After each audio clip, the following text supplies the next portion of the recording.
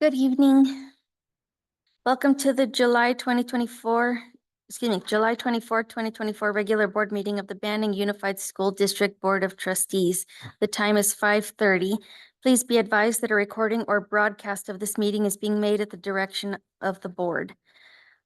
Clerk Ruiz is currently online, but we're going to have Trustee Anguiano take roll. Trustee Lucy Martinez Lara, Present. Trustee Leslie Novales, Present. Trustee or Clerk Shelley Ruiz, Present. President Laura Troutman, Present. and myself, Maya Anguiano, is present. Please let the record reflect that we have a quorum. Item 1.2, Pledge of Allegiance. Who would like to lead the Pledge of Allegiance? Anyone? Oh, Dr. Cozy Bush. Oh. Dr. Kazi Bush.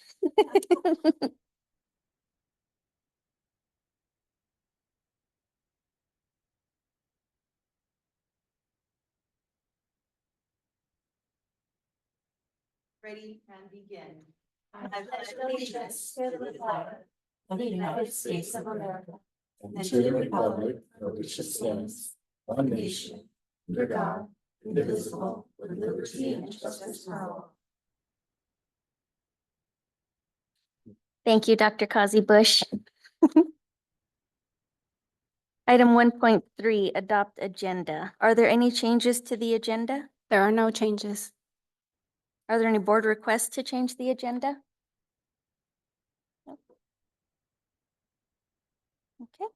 Do I have a motion and second to adopt the agenda as posted? I move. I'll second. I have a motion from Trustee Novales and a second from Trustee Martinez Lara. All those in favor say aye. Aye. All those opposed say nay. Hearing none, the agenda is adopted with a 5-0 vote. Item 1.4, opportunity for community comments, closed session items, although we are going to leave it open for community comments. There are two comments tonight.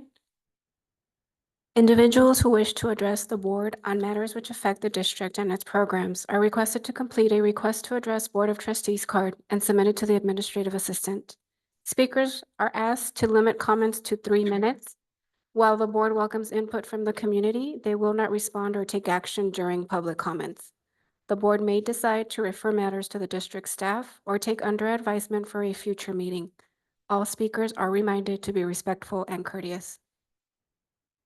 I would like to welcome up Elizabeth Batista.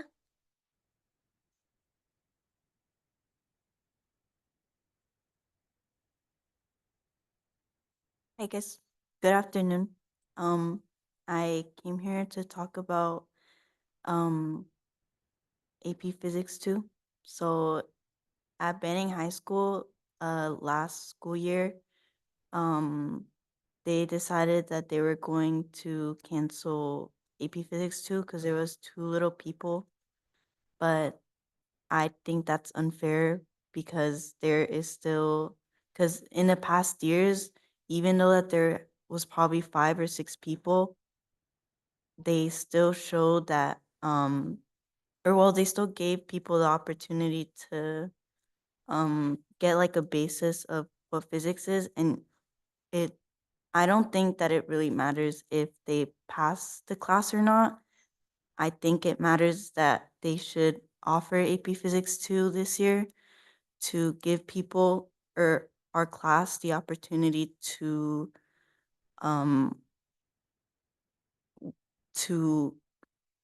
have a better understanding of physics and help them get into colleges that they want or have better opportunities because of this class, such as Solar Boat for AP Physics 1 and AP Physics 2, that there has been many people who got into their dream colleges, or just like it was a fun like club to do when they had AP Physics 1 and AP Physics 2.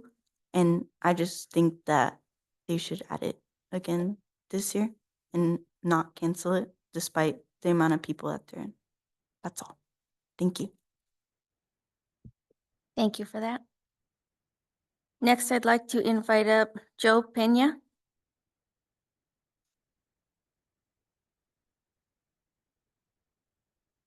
Hi, I am also here to talk about AP Physics 2. I believe we should keep the class because it still offers many opportunities for students who want to go into the engineering field, as it gives them the chance to learn more about their field, and it also gives them the chance to show colleges how interested they are in to their field of expertise, and it shows them hold on, my bad. My bad. Why they want to do it and how much effort they are willing to put into how they are going into their field of expertise. Like even as myself, I still require physics as something to learn about. I'm going into the medical field, but I still require physics. So it's not only just engineering, it's anyone who wants to go into the scientific field. So that is why I believe AP Physics 2 should be kept as a class. Thank you very much. Is there anyone else that would like to speak? Okay. Item 2, closed session. The board will now go into closed session. The time is 5:37.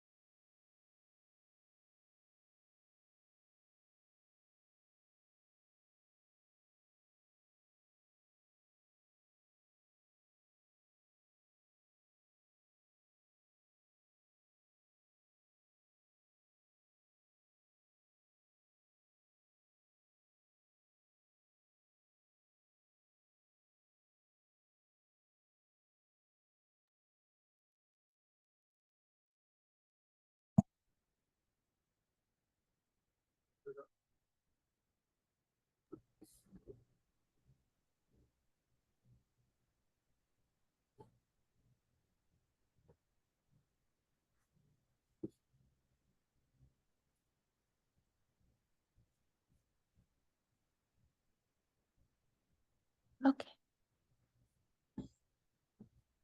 Okay, so we're gonna check off that she is there. Oh, This is Louise, are you still there? Can you check in with the board, please?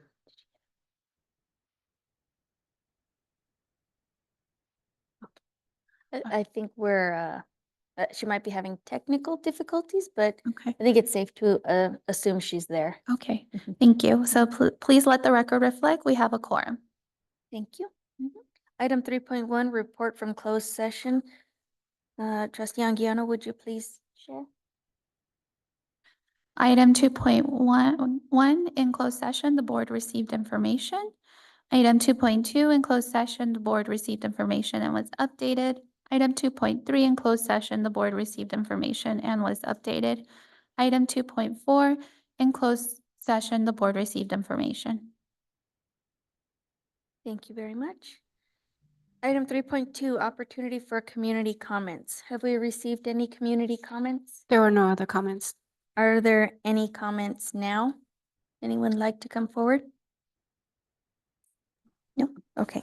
President Troutman, I'll come forward. I'm here. Sorry. Oh, great. Thank you. Okay, now she's officially here. Item 3.3 BTA comments. I would like to welcome BTA President Anthony Garcia. Is he online? He's not. Okay. Item 3.4, CSEA comments. I would like to welcome CSEA President Jennifer Serrano. Is she online? Thank you. Item 4.1, Superintendent's comments. Mr. Davis? Yes, this evening I'm going to go to the podium for superintendent comments.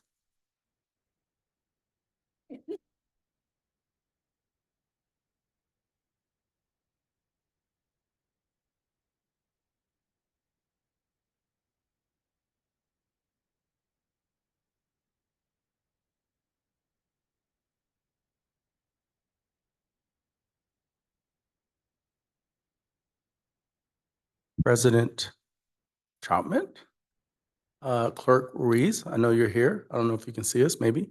Members of the board, our administration team, and our community. So I know it's been a while since I've come to the podium to speak to the board. But I want to start by saying last time I didn't have any comments, and I just want to clarify, I just didn't have any comments at that time. There's nothing going on, no worries, but here I am. And so I want to start this evening by thanking Elizabeth Bautista and Joe Pena for coming and speaking and having courage to speak to the board about things that concern them. And I want to use that as an example, not only for our students, but for anyone. If you feel like you need to say something, this is the space to do that. And what was interesting in the comments that were read, how you do that, it said, as long as it's respectful or try to be respectful. And that's what I always talk to students about. When you come to the board or whoever, and you may be upset about something, but when you present yourself in a professional manner and you get your point across, people listen to you. Because sometimes when people speak, and we see this in our community all of the time, not our local community, but in our country, and people speak, it shuts people down and they move away. So having a voice is extremely important in sharing that message and how you do that. And so I want to thank both of you for doing that very well. In the topics that you brought up, we're going to look into that, okay? And we'll get back to you. And we'll figure something out, because in today's society, there are millions of people that take classes online. And so it's figuring out how we do that within our system.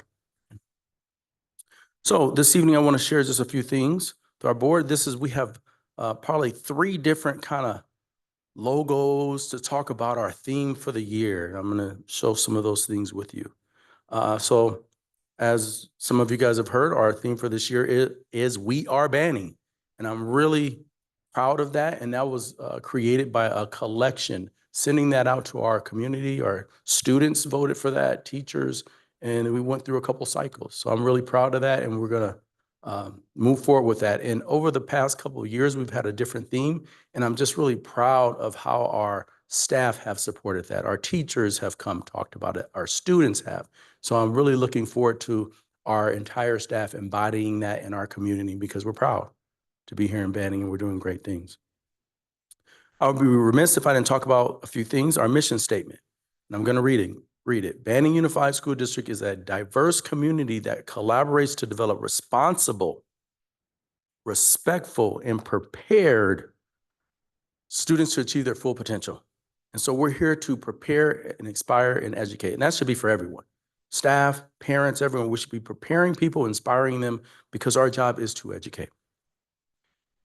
Just for the public's knowledge and our staff, the values. These are the values that were developed a little while ago from our board of trustees. They value diversity, teamwork, integrity, collaboration, trust, respect, and connection.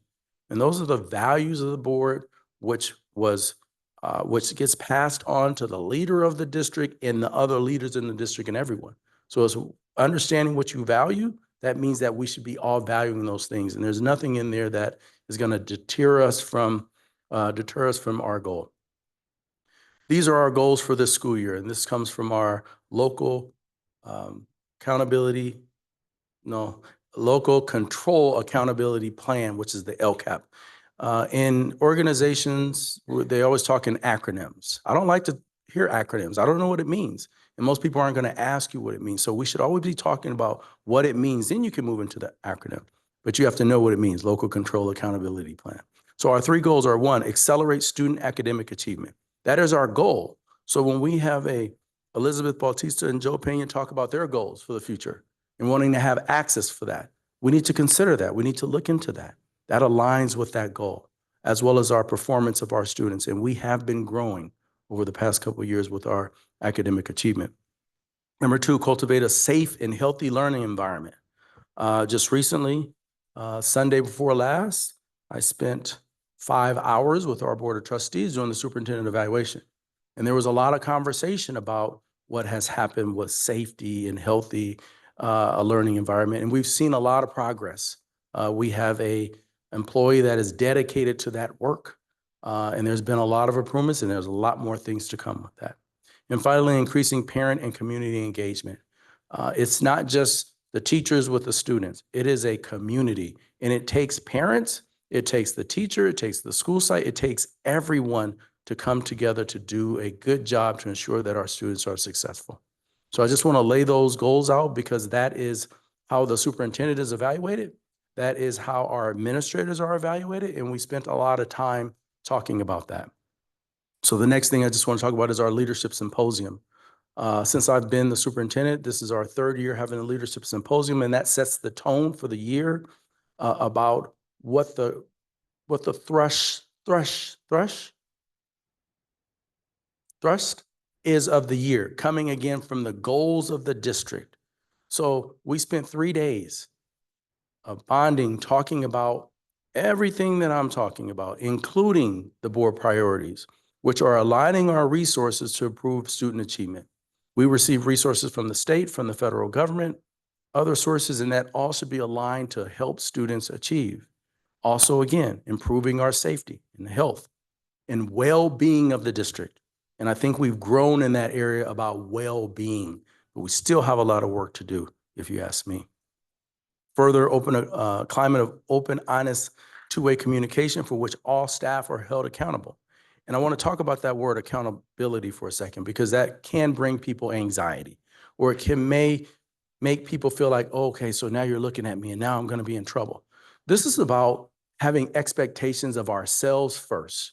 We should have high expectations for ourselves and hold ourselves accountable. And we should be doing that to each other as well. So when you live or work in an environment that has high expectations and high accountability, you have results.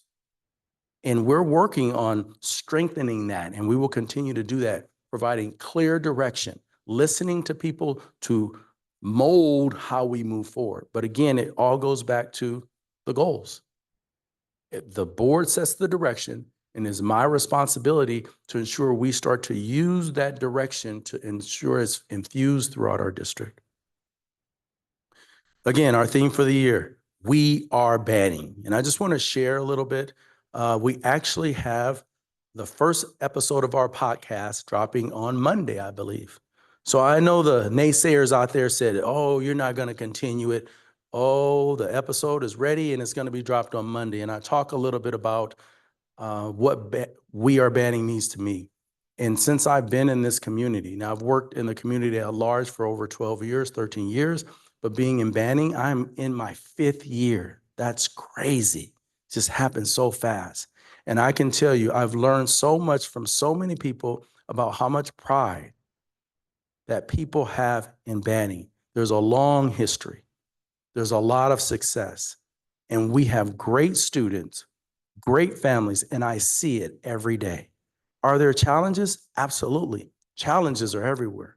However, we are banning tells me that it is in your heart. And so we're going to be asking people to articulate what we are banning means to you. So that's something we're going to be doing all year to strengthen our community.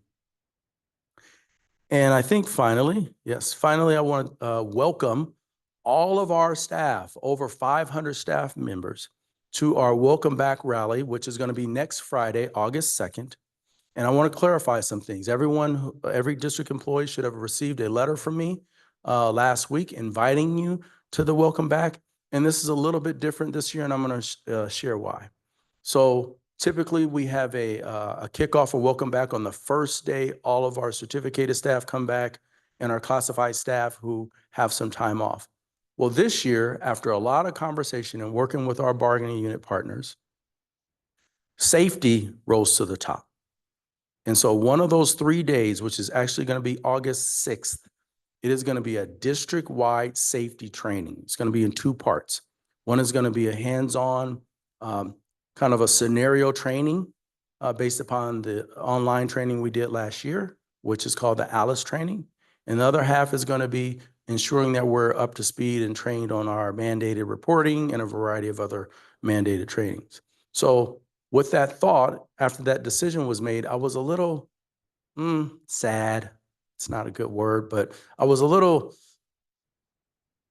I don't know. I didn't have a good feeling in my space because I know how important it is to kick off the year seeing all of the staff members. That's where they connect. That's where there's some excitement to get it going. In the past 2 years, we've had that excitement. So I thought about, what about if we do it on a Friday, which means that it's not mandatory for some staff members. I reached out to Anthony, I reached out to Jennifer, this was several months ago, and they kind of pulled their members to say, hey, we'd be willing to come in. That way we can kick off the year great. So next Friday, we're gonna have a lunch truck. The Habit will be there. The restaurant Habit Burgers will be there from 11:30 to 1:30, and then the rally will start about 1:30, 1:45 in the Banning High School gym. That way we can kick off our year, have a little bit of fun, and get going. So I definitely want to invite people to go out. And the next 2 slides are just other versions just to say we are banning, because I would like to see this everywhere, because I want to blow up who we are and what we do. We care about kids, we care about people, and we're trying to do the best that we can to support students, and we're seeing some success. So thank you very much. Thank you, Mr. Davis. Item 5, consent calendar. The recommendation is to approve consent calendar agenda items 5.2 through 5.6 as provided. All matters listed under the consent calendar agenda are considered to be routine and enacted by one motion and vote. There is no separate discussion of these items prior to the time the Board of Trustees considers the motion, unless a member of the board or administrative staff requests that specific items be discussed and/or removed. Do we have a motion and second to approve the consent calendar agenda as provided? I move to open and discuss. I second. I have a motion from trustee Novales and a second from trustee Anguiano. All those in favor say aye. Aye. Aye. All those opposed say nay.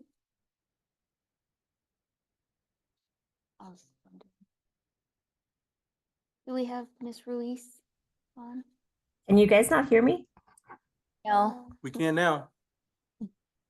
Aye. I just wanted to double check. Motion passes 5-0. Item 6.1, summer school presentation. I would like to invite Dr. Kazi Bush and team to share tonight's presentation.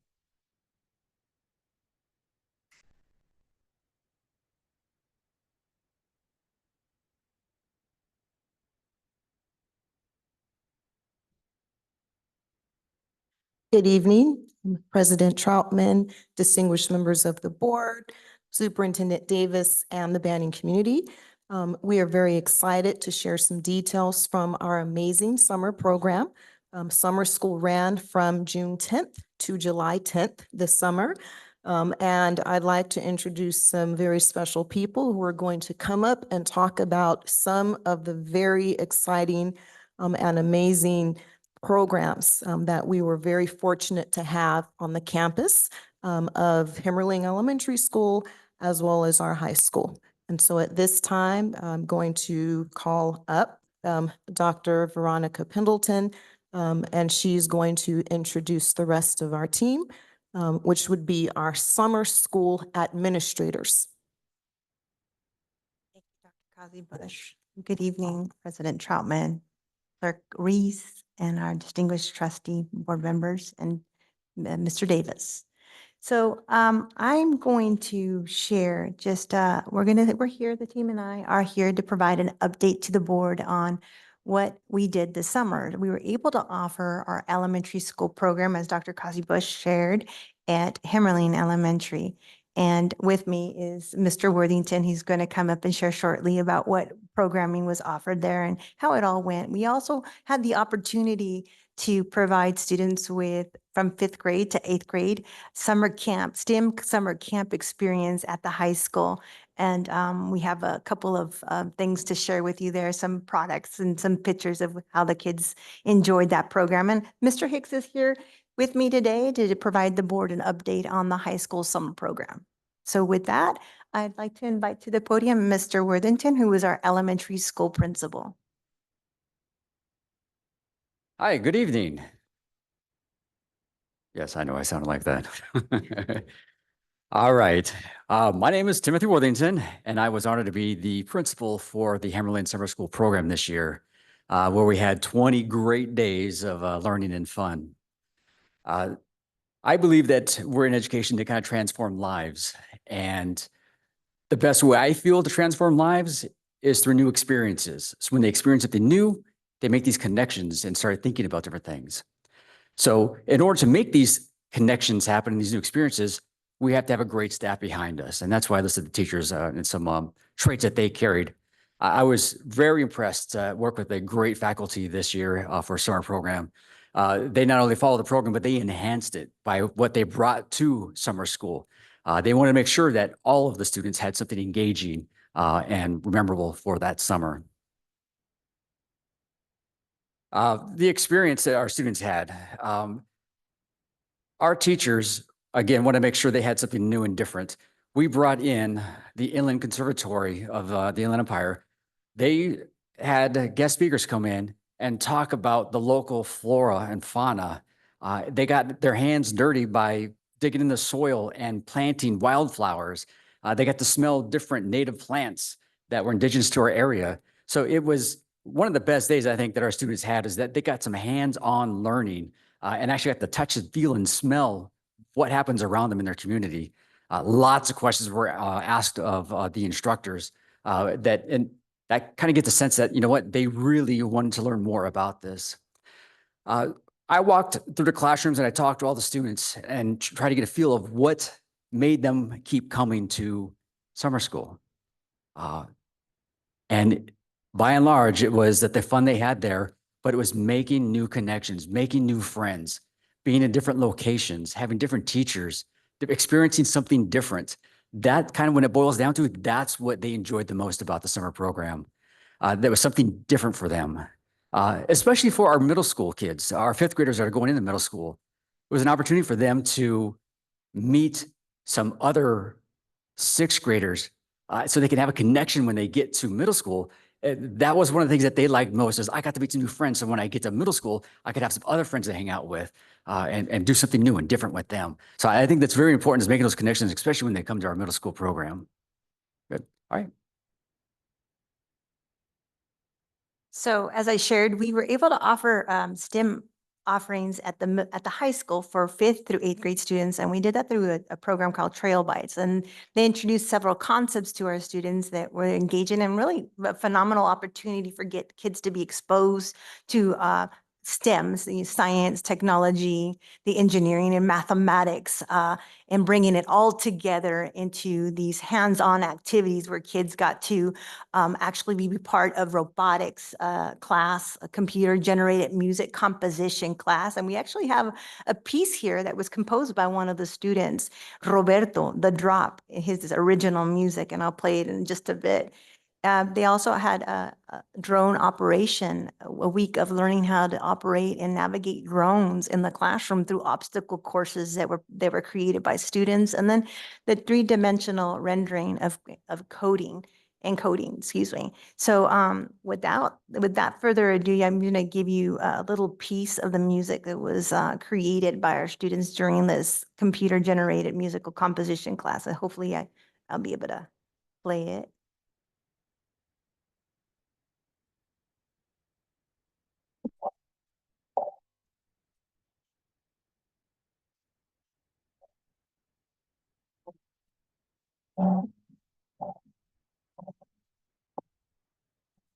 Okay.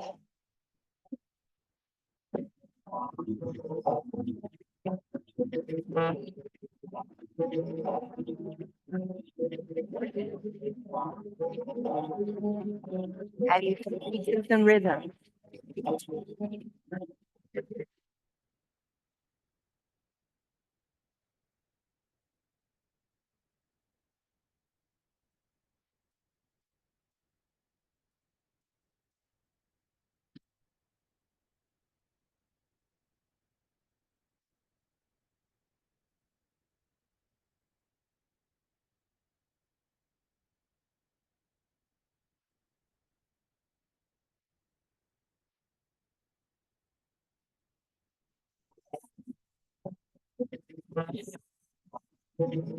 All of it?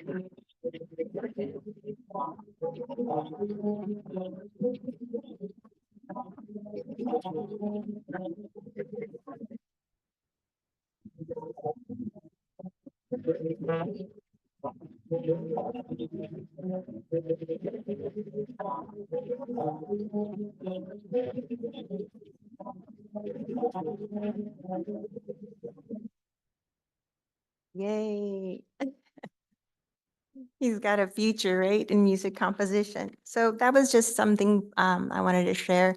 We also have a short video that was actually the music that you'll hear in this video was actually also composed by the students, and the video is also narrated by our students. But unfortunately, I can't give credit to those kids because we didn't get their names in time. But I'll provide it in the updates of who those children were.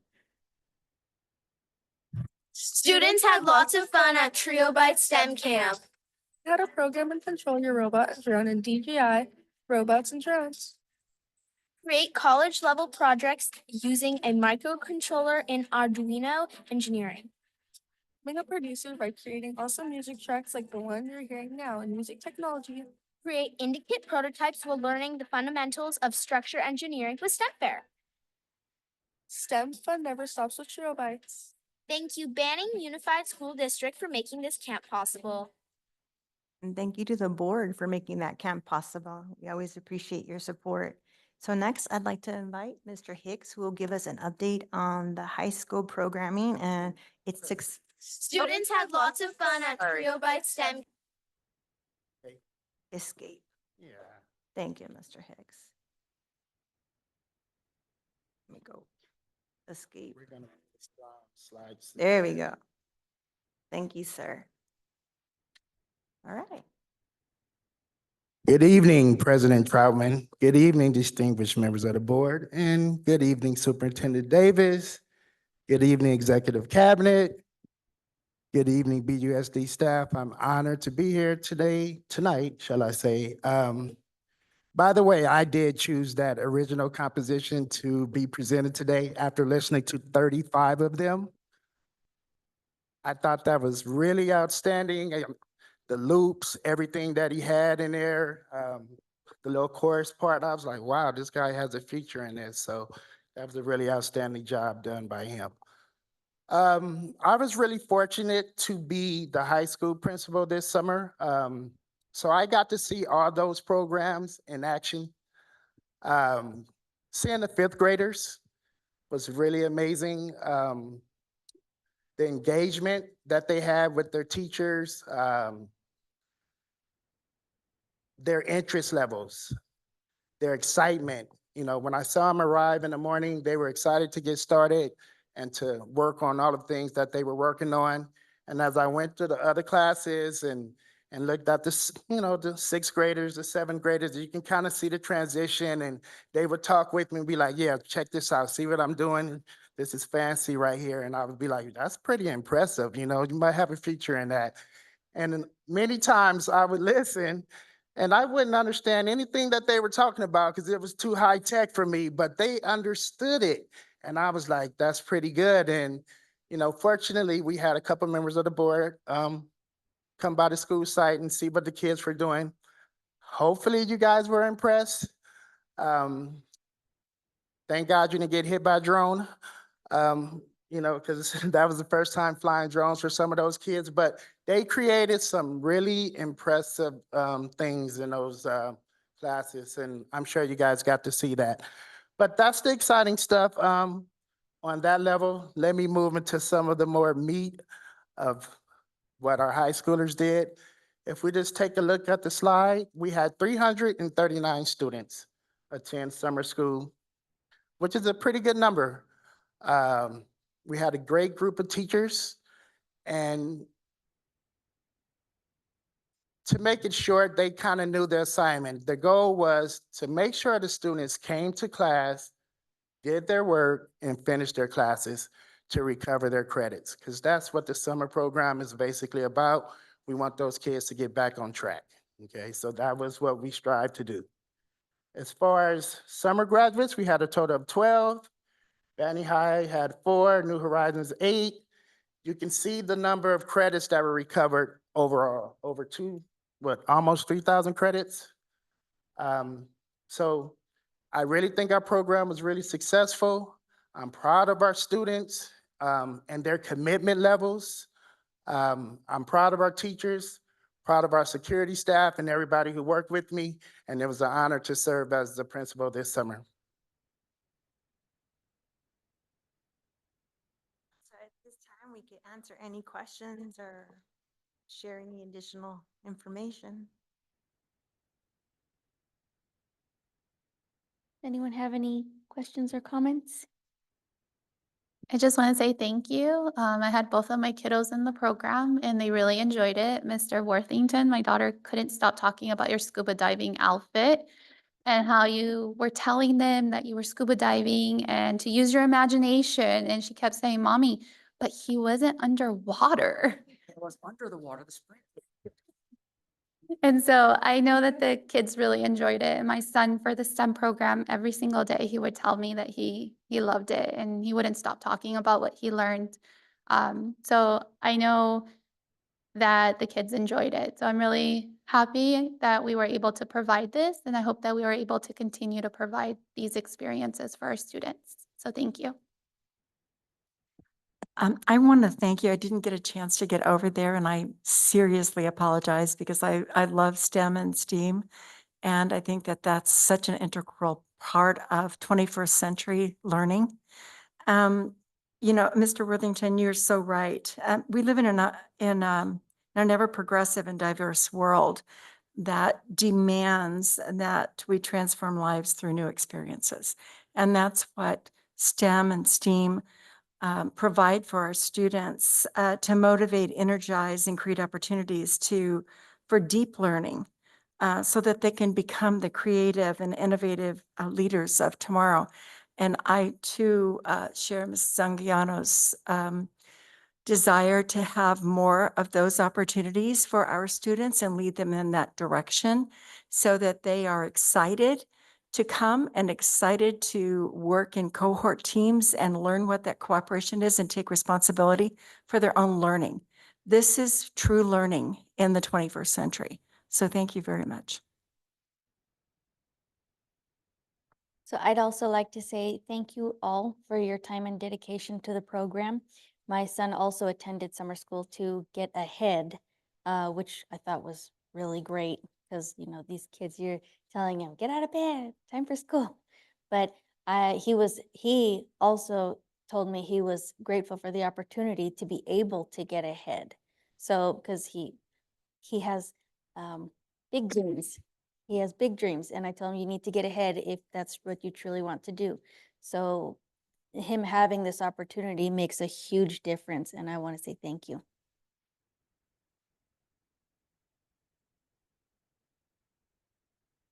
Thank you all very much.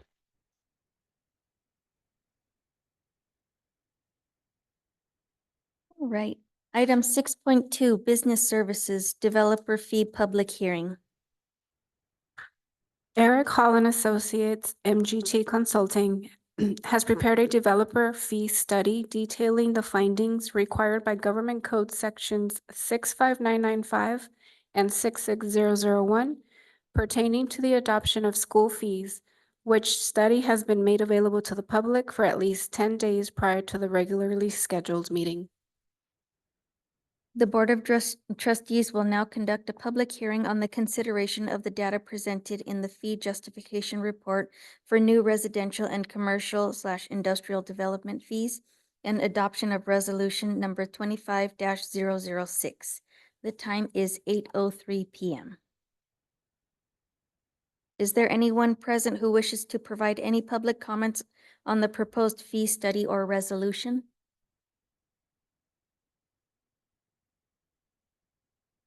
Nope. Hearing no comments, I declare that the public hearing is now closed. The time is 8:03 p.m. Item 6.3, Business Services, Resolution Number 25-006, levying statutory developer fees. This item is for the board to adopt resolution number 25-006, and following review of the developer fee justification study and public hearing, make the aforementioned findings to increase the statutory residential developer fee to $5.17 per square foot and the statutory commercial industrial to 84 cents per square foot, effective September 24, 2024. Is there a motion and second to open and discuss item 6.3? I move to open. I second. Any discussion or questions? I do have a question and a concern. I think that this is great because I do think that we need to move forward. However, and there's no one here. Is there anyone here that is representing the developers? One of my concerns is I would kind of like to know how many industrial development projects are going to be here and how that's going to negatively impact banning.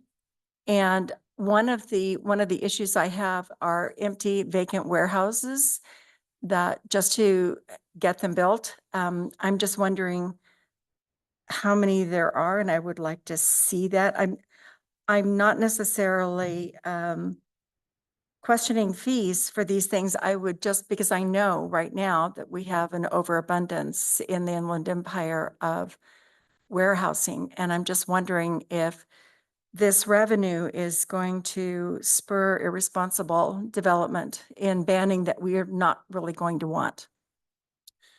So that is a great question in terms of the impacts to the overall community. This is really for new developments, whether it be residential, industrial, or commercial. The process here is increasing what are known as the school fees type of level 1 developer fees, right?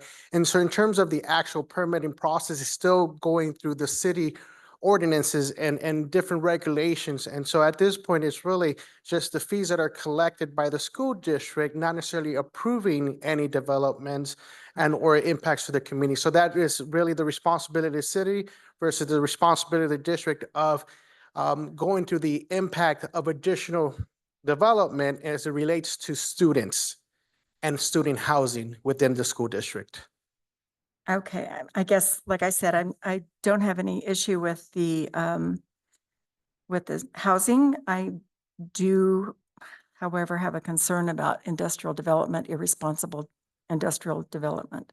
So, I mean, And I think it is beyond the purview of the school district in terms of the commercial or industrial developments, because that goes through a city process versus a district process. And so in order to complete a permit, whether it be new residential development or commercial industrial, there is a fee process because of the impact to the school district in terms of student housing. okay, but we will not be advocating for irresponsible industrial development so that we can get increased. That is correct. It is not in a district's purview to advocate for any developments. Okay, thank you.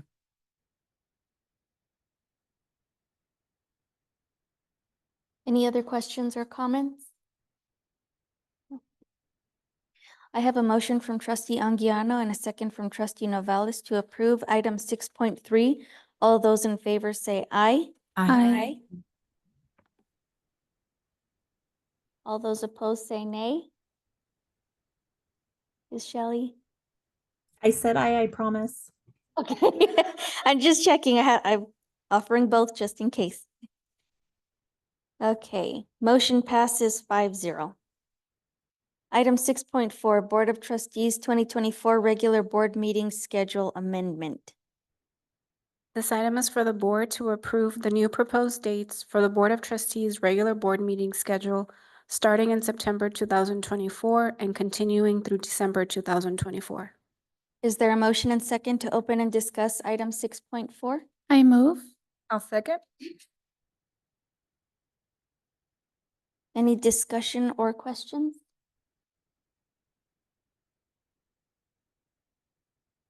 No? Okay. I have a motion from trustee Anguiano and a second from trustee Martinez Lara to approve item 6.4. All those in favor say aye. Aye. All those opposed say nay. Shelley, sorry, we can't hear you. That's okay. Aye. Just checking. Were you abstaining? You did. Okay, I'm sorry. I didn't hear you. Sorry. Motion passes 5-0.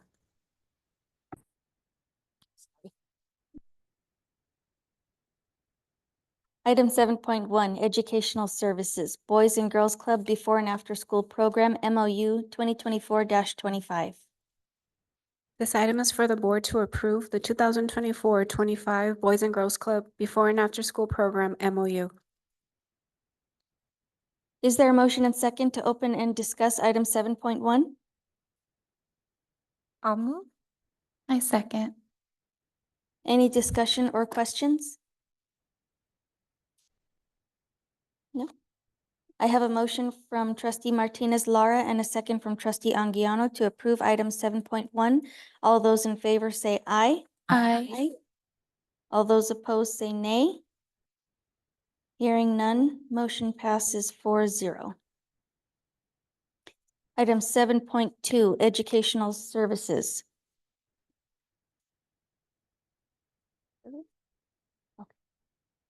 Just so everyone's aware, Clerk Ruiz logged off from the meeting. Item 7.2, Educational Services, District Quarterly Report on Williams Uniform Complaints. Are there any questions or comments? No? Okay. Item 8.1, Human Resources, Local Teaching Assignment Option. This item is for the board to approve the local teaching assignment option, Ed Code 44256B, for multiple subject teachers. Is there a motion and second to open and discuss item 8.1? I move. I'll second.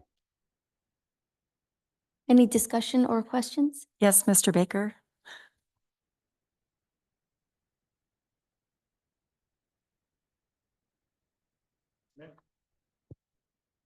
You mentioned or implied that you were going to give us more detail.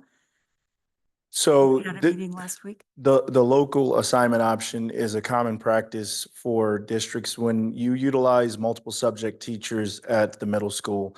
And it allows us to core our students and allows teachers to teach multiple subjects to the same group of students.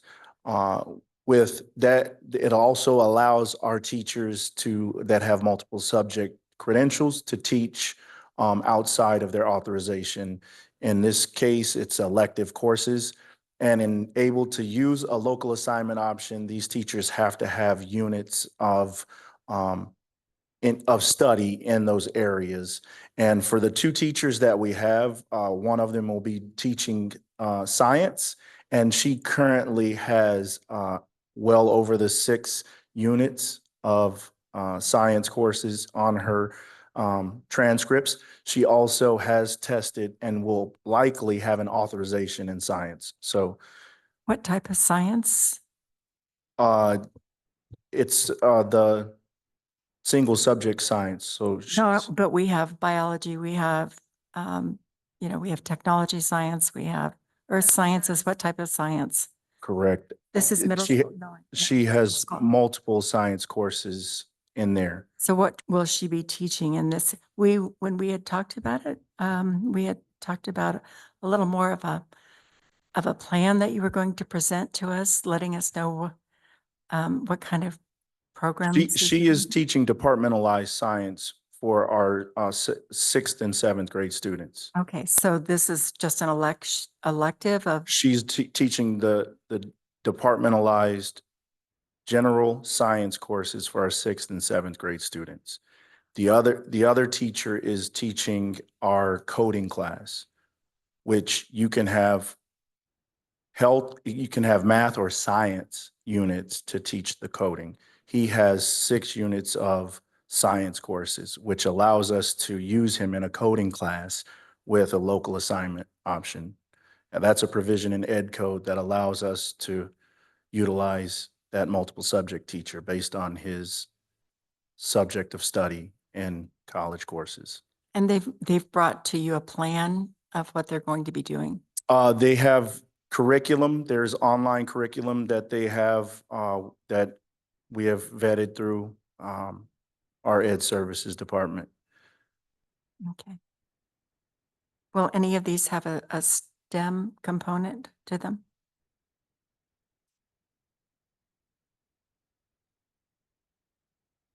So some of these, in terms of coding, would be part of STEM in the sense of it's connected to engineering. It's not an engineering course, but in terms of its connection to STEM, this is a way to provide a door, if you will, in terms of placing it in the context of having an elective course. And our hope is to, over the years, to be able to broaden the scope of what we're able to offer students in terms of exposing them at a broader scale to STEM. Okay, I guess my question is, our students already have science, so how is this different? How is this elective?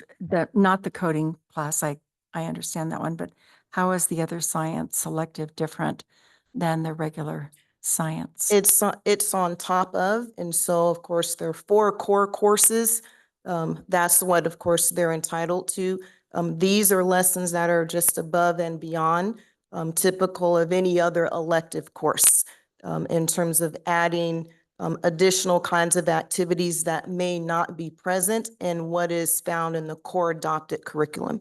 And so these may include activities that extend something that maybe they've learned in one of their core classes, but these aren't necessarily part of the standard core in terms of placing them in an elective course, which is on top of the standard learnings they're receiving. So it's above and beyond, it's in addition to.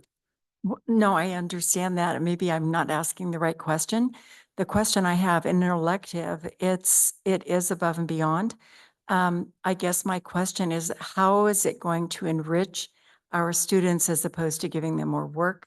How is this science class going? What is the premise of that? How is it going to enrich? So it's Can I just- two different things. Hold on the one first second. one- Hold on one second. I think we need a clarification about the elective. What is the elective class? The elective class is the coding class. Okay. The science class is a core class. Oh, okay. This teacher has a multiple subject credential. The local assignment option allows her to teach that core subject of science with 6 units of upper grade level science with a local assignment option. She has already completed an assessment to get the authorization on her credential to actually be authorized to do the core subject of science. We applied for this local assignment option because she had not submitted that information as far as her testing. So that's why we are applying for this local assignment option for the core subject of science. Okay, I'm sorry, I just misunderstood. I thought this was also a different science elective. No, We were talking that's about for electives. departmentalized core subject, core science for our 6th and 7th grade students. Who, for a teacher that currently only has a multiple subject. And this way we were able to utilize that multiple subject to get her an authorization with your approval. Thank you. And I'm sorry if I No, didn't it explain that was my right the first time, misunderstanding. I but just wanted to that's clarify, just so. I absolutely. understand. Thank you for Thank you. getting it out. Any other questions or comments? Okay, I have a motion from trustee Novales and a second from trustee Martinez Lara to approve item 8.1. All those in favor say aye. Aye. Aye. All those opposed say nay. Hearing none, motion passes 4-0. Item 8.2, Human Resources, Redlands University Educational Fieldwork Agreement. This item is for the board to approve the Redlands University Educational Fieldwork Agreement for the 2025 through 27 school years. Is there a motion and second to open and discuss item 8.2? I move to open. I second. Any discussion or questions? No. I have a motion from trustee Anguiano and a second from trustee Novales to approve item 8.2. All those in favor say aye. Aye. Aye. All those opposed say nay. Hearing none, motion passes 4-0. Item 9.1, Business Services, Notice of Completion, Nicollet Middle School and MOT Yard Asphalt Concrete Removal and Replacement. This item is for the board to approve the notice of completion for the Banning Unified School District Office asphaltic concrete removal and replacement project for the MOT yard. Is there a motion and second to open and discuss item 9.1? I move. I'll second. Oh, okay. Any discussion or questions? No. I have a motion from trustee Novales and a second from trustee Martinez Lara to approve item 9.1. All those in favor say aye. Aye. Aye. All those opposed say nay. Hearing none, motion passes 4-0. Item 9.2, Business Services, New Safety and Communication System. This item is for the board to approve the new safety and security communication system. Is there a motion and second to open and discuss item 9.2? I move. I second. Any discussion or questions? I do have a few questions.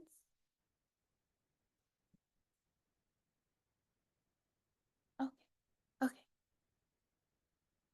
Okay, so my main question is this equipment going to arrive before the beginning of the school year? Or has it already arrived? So no, at this point, in all likelihood, the equipment would not arrive before students come back. Okay. And I know that it's through AT&T, correct? That's correct. Okay, so I understand too, while reviewing the purchase warrants, we have Verizon and we have Frontier. Is there any other telecommunication companies that we're contracting with? And is there any overlap, or are we going to get rid of some now that we have this in place? So this would consolidate two separate platforms that we're utilizing right now. One would be our district cell phones, which is through Verizon Wireless. And then the second platform this would be consolidating is our two-way radio communications platform, which is through Raycom. Okay, so then we had the other one. Okay, so we're still keeping Frontier Correct. My understanding is we use Frontier for our internet. for the internet. Purposes. So Frontier's for the internet. And is there any way to like bundle to get a savings or something? I thought we did. Mr. Burke. Want to do Frontier first? Yeah, Frontier is actually for the voice services at the school sites, not internet services. Okay, so the internet is through, The our internet services provider is the Riverside County Office of Education. Our wide area network is through Spectrum Charter Communications. so have we looked into consolidating even more? If there's a cost saving, or is it because they do different things that they're good at or specialize in? So I can't speak to the internet services and voice over IP infrastructure. I can say that we are looking to consolidate our two-way communications platform, Raycom. So all of our two-way radios at the sites and district level, and our district cell phone services into one. So yes, we did actually analyze cost savings, and we're looking at on the conservative end, saving approximately $10,000 a year by consolidating the services. Only 10,000? So that's not including equipment costs either. That's strictly monthly costs associated with the services. So 10,000 a month or yearly? 10,000 a year for the monthly cost if we add them up over a 12-month period. Okay. My other question is, since it's not going to arrive before we start the new school year in August, when are we expecting for it to arrive? And will there be training on these new items? And when are they going to go live? Yeah, so we'll be able to move pretty quickly on the handsets at the site level. What may take a bit more time is the installation of the equipment on our district vehicles. So that'd be our buses, vans, yellow and white fleets.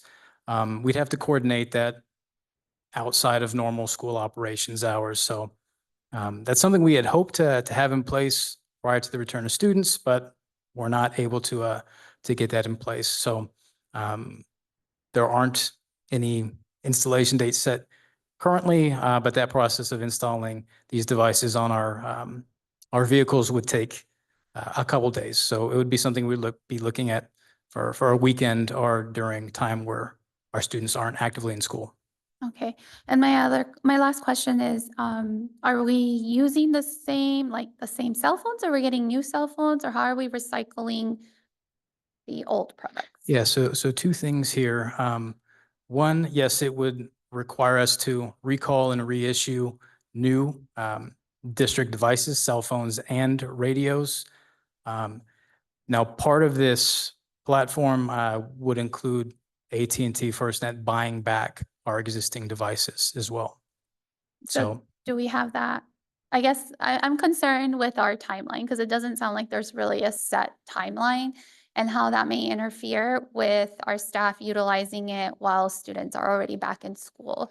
So I don't know if we're able to get maybe an update or something as to what the timeline is and how we're preparing to minimize any disruption. So we have planned around this too. Again, the hope was to have this in place prior to the return of students, but we still have our existing systems in place right now. So there, in all likelihood, would be a bit of overlap between the existing systems that we utilize and the adoption of this FirstNet platform, again, pending your approval. So when our students and staff return, they're still able to communicate just as they were before they left for summer.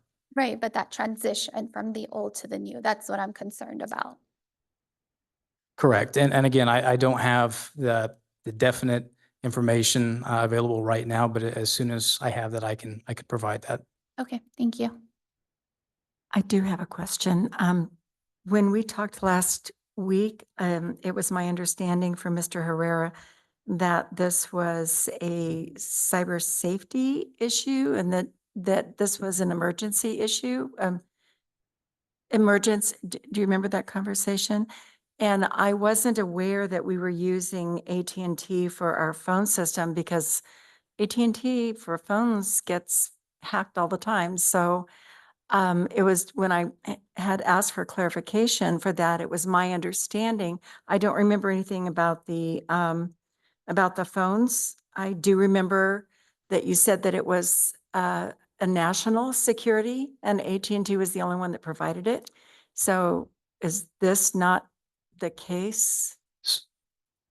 Yeah. So for additional context, this isn't the standard AT&T service that many of us are familiar with on our own personal devices.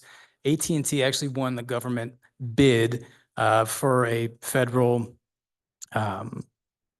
first responder broadband network. Okay. So it's not AT&T in that strictest sense of the word. It's actually FirstNet, which is a government entity that is contracted through AT&T. So it operates on a completely different system, network, and bandwidth than the traditional AT&T users. Okay, thank you for that clarification. And then, Mr. Shoref, if you can explain how our current system only has connectivity with a certain amount of range, and our new system really allows us to connect throughout, with the radius is different. Sure. So to expand on that point, really what brought this up in the first place is that we had gaps in our two-way radio coverage from site to site and from sites to the district level as well.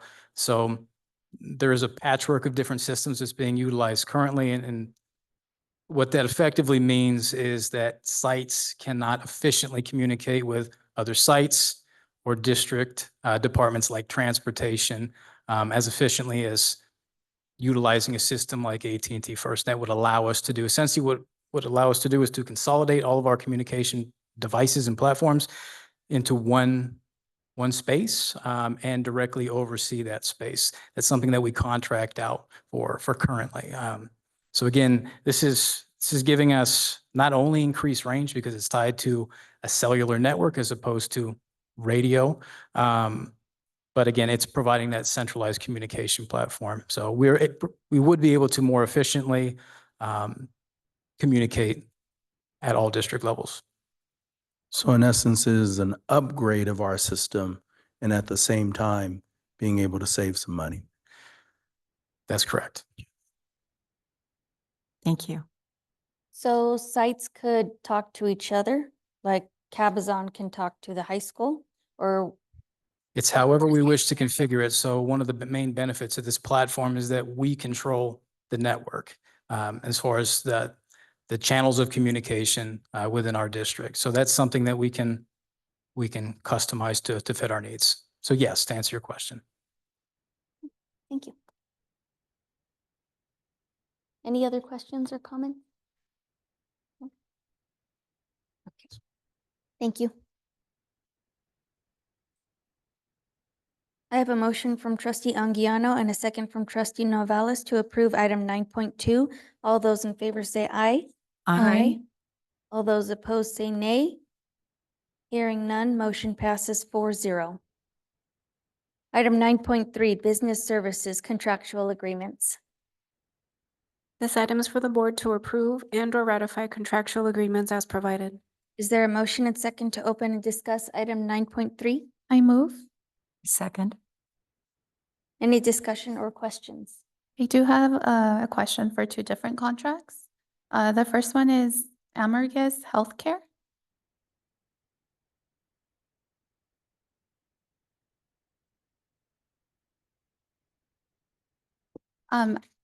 We have used them previously, correct?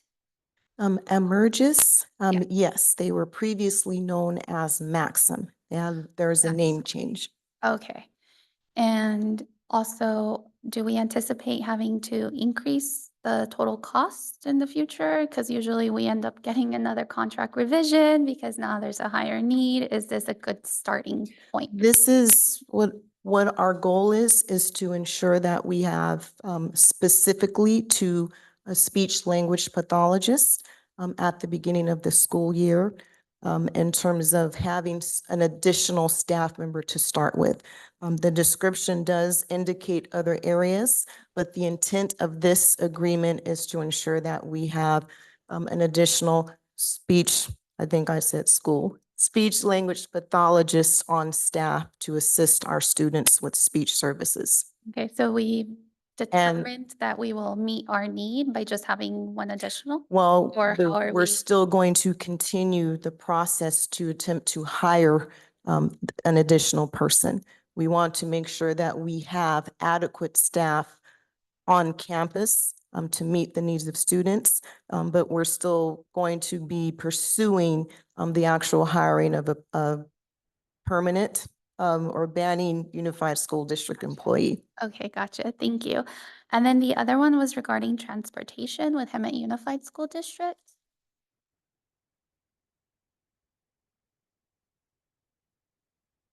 And so my main question for this one is similar to the prior one. Are we anticipating to having to increase the cost of it? Is this a good starting balance to begin with? It is a reasonable balance here in terms of the overall authority. We don't suspect spending anything over the authority. And of course, it all based upon the needs of the year. So if we have our drivers available, of course, CSCA has a first right to refusal. And so this is really just a placeholder in the case that we do need it.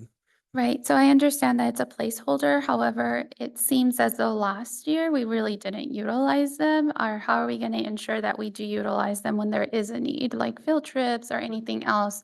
Because I'm concerned because of what happened last school year with transportation. Absolutely. We did have a lot of challenges with the transportation department in terms of meeting the needs of all the field trips that were being requested. And so we did utilize them only twice last year. Overall total was about $3,500 in terms of cost. This here again is a placeholder in case they are available, and it all really comes back down to availability. And like many in the transportation industry, driver shortages have impacted the overall ability to provide services. We do use another contract that is coming to board in the upcoming board meeting. And that one we did use a little bit more often because the availability was a lot better throughout the year.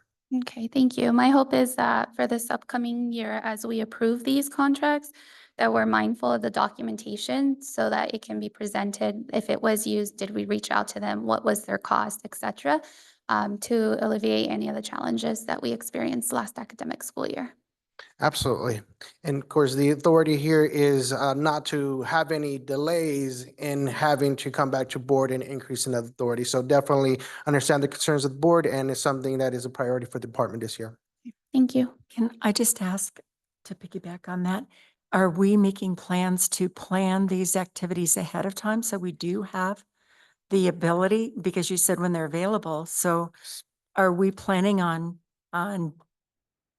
making sure that we are planning these projects and these trips ahead of time so that we will have the insurance or the assurance that they will be there for us if we need them? Absolutely. Being aware of the challenges we had in the last fiscal year, we have been in communication with the leaderships. As a matter of fact, through the symposium process of having one-on-ones with administrators, that was one of the priorities as well, just planning in advance. We were also talking about some of the challenges during testing and making sure that those don't interfere with field trips as well. So definitely a lot more planning that is going to be involved so that we can maximize the exposure for our students for these activities. And then is it prorated if we only use them once or twice? It is not, it's an on-need basis. So it's really the authority. Then if we need it, that's the only charge that we incur as a district. Then I support Ms. Novales that we make sure we utilize them as best we can. We reach out to everyone, and we're going to continue to work with our CSA labor partners to figure out how we can eliminate some of those barriers, because it is a very delicate balance here in terms of offering the work to CSA members first, and then going through the process of contracting out. If I may add or request, are we able to get updates as to when field trips are being scheduled or what's pending in the upcoming 2 months to ensure that we are meeting the needs of our school sites regarding field trips? We can provide key performance indicators as it relates to trips that are coming in requested, those that are being filled, those that are unfilled throughout the year. Definitely something we can provide. And then we do have a protocol for field trip requests, correct? We do. We've Okay. had one for some time, yes. But an efficient one. So hopefully with those updates, you'll provide us those details as they come, because I'm hoping that we are able to make these trips happen for our kids. Absolutely one of the priorities for the department. Thank you.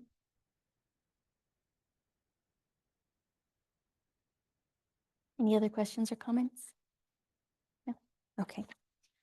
I have a motion from trustee Anguiano and a second from trustee Novales to approve item 9.3. All those in favor say aye. Aye. Aye. All those opposed say nay. Hearing none, motion passes 4-0. Item 9.4, business services, monthly fiscal services reports. This item is for the board to approve monthly fiscal services reports, bank reconciliations, purchase orders, warrant summary, and commercial warrant registers. Is there a motion and second to open and discuss item 9.4? I move. I'll second. Any discussion or questions? I do. I just have two. On our report of warrants on page 120, can you guys share a little bit more on what the California Association of Bilingual Education is exactly?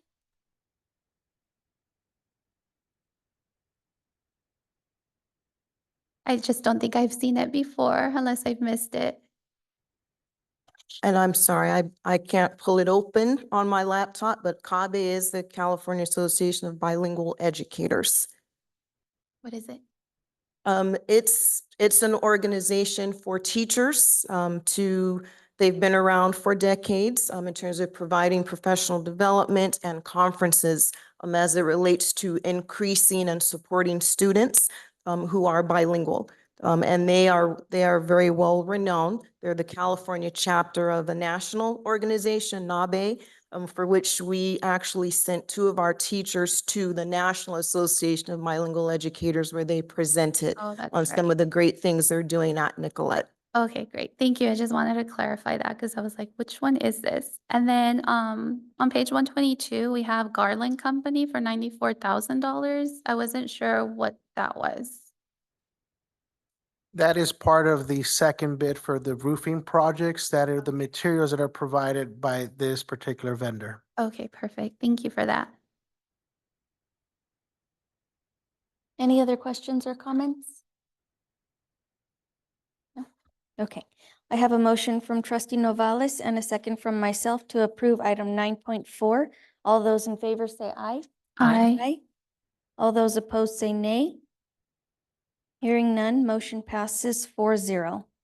Item 10, board members' comments. Would anyone like to speak first?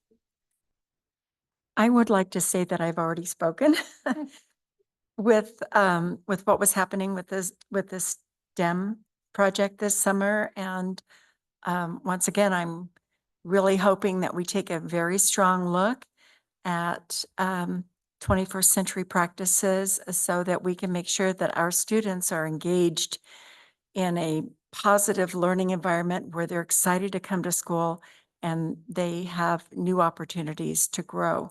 And that's, I think, all of our, I don't know, maybe I can't speak for all of us, but I think it's really important. So thank you. And I'd like to see more, on a more regular basis. Thank you. Okay, I'll go next.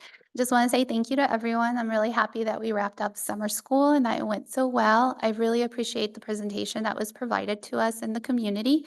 Hopefully, we're able to continue that as we complete future summer school programs. But also, I look forward to seeing other school sites presentations and all the amazing things that they are doing. So I know we talked about having a schedule. So I look forward to that as well. And I hope to see many of you guys at your welcome back in August. And I hope you are wrapping up your summer and getting ready for an exciting school year. Thank you. I'll just echo off of Miss Anguiano. Thank you, everyone that put the hard work in all summer long, like you guys always do. My kiddo loved summer school as well. She would set her own alarm just to get up in the mornings to go to summer school because she swears by everything. Summer school is way more fun than regular school year school. Thank you to everyone who made the summer school program so amazing and fun for these kiddos that they actually wanted to show up and participate. Thank you to everyone who does all the hard work all the time. I drive by the district and I see those cars there all the time, all the time. Thank you. Our facilities are looking amazing. I can't wait for these kiddos to get back into their space and do their thing. Thank you to everyone. So, as usual, I'd like to thank everyone for their hard work and dedication. It is greatly appreciated and it does not go unnoticed. I'd like to thank Ms. Batista for staying as long as you have. I can't remember the last time a student stayed through an entire board meeting of their own volition. So, thank you for that. I'm also very excited for all the facilities updates we've done. I would love to see those, and I'm sure the students will be grateful for all the updates and playgrounds. And I hope everyone has a great night. Item 11.1, future board items. Does anyone have any they'd like to bring forward? I actually do. I just want to bring up again about scheduling. I know Mr. Page, you wanted some time, but scheduling a walkthrough for all the updates so we can see firsthand everything that's been done.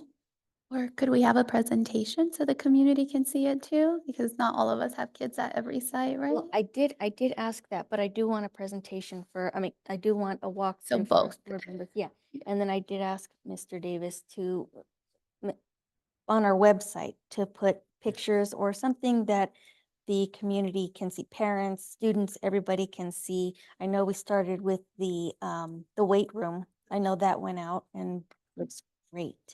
Yes. So I think we should keep up the momentum with other updates we've done. But that's just me. Any other future board items? No? Okay. We don't need item 12 or 13. So item 14.1, adjourn meeting. Do I have a motion to adjourn? I will move. I'll second. I have a motion from myself and a second from trustee Novales to adjourn this meeting. All those in favor say aye. Aye. Aye. All those opposed say nay. Hearing none, motion passes 4-0. This meeting is adjourned at 8:44 PM.